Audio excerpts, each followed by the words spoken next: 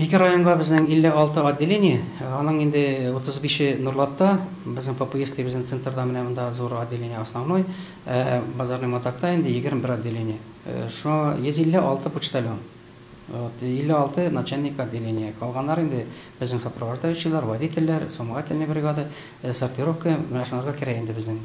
Елны эш урыннарында хезмәткәрләрне кыскартуларсыз һәм алга куелган планнарны тулысынча үтәп тәмамлый Нурлат район почтамты. Резида Бакирова эшсез хезмәткәрнең берсе. Аның биредә эшли башлауына 4 ел. Бик күп безнең бик күп газетләр көндә диярлек алышынып тора. Татар газетләре бик күп хәзер безнең зирә күп киләләр татар газетләрен алырга. Балалар литературасы зирә күп. Китаплары балаларга, садик балаларына бик күп. Хат газета журнал тарату, посылкалар, пенсия алудан тыш халыкка күрсәтелгән хезмәтләр саны 100дән артып китә. 1% артыгы белән чыкты безнең годовой, 11% белән рост чыкты.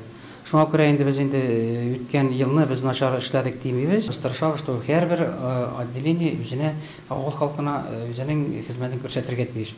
Моңа инде безнең район җитәкчеләре бик каты, исполкомнар белән бик дөрес эшлибез. Безнең җитәкчебез Казан филиал безнең инде.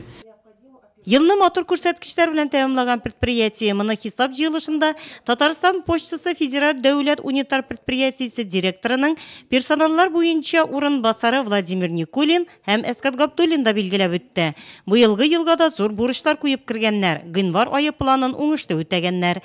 Biz январ ayın 100%-ка үтәдек. Январ ayına. Менә февраль ае бара, февраль ае белән дә без уже нормаль урында барабыз. Җыелышта профсоюз комитеты ел дәвамында башкарылган эшләргә хисап тотты. Агымдагы елга бурычлар да билгеләнде. Соңыннан почта хезмәткәрләре хезмәт күрсәткечләре буенча һәм юбилейлары белән котлап мактау кәгазьләре һәм бүләкләр тапшырылды.